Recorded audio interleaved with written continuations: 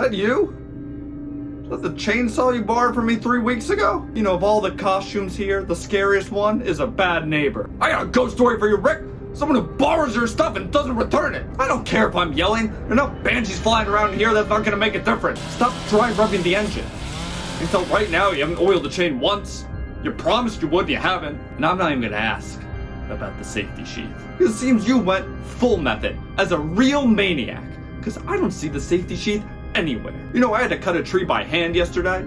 Whole thing took me 16 hours. And I find you in here just horsing around with a chainsaw. You know, my wife got poison ivy because all we had was a 2-man lumberjack saw. And every time we moved, her elbow just rubbed right up against it. She's been bathing that elbow in calamine lotion, and now our sheets are stained. You know, I had your ladder, and I returned it within the hour. Now I come in here and see that you've been goofing around all month with my chainsaw. Meanwhile, my wife's elbow's about to fall off because she fell in a patch of poison sumac.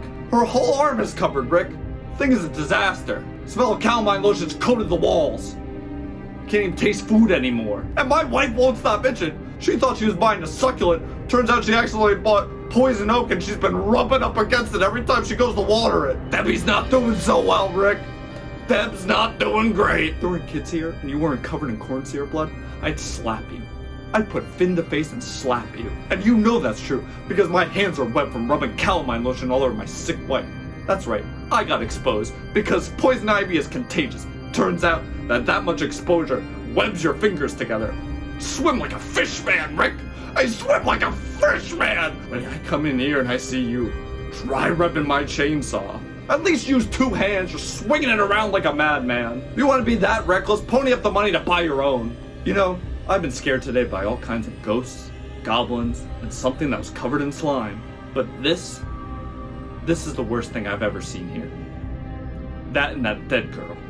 I don't think she's affiliated with this place. She was crab walking and puking up blood.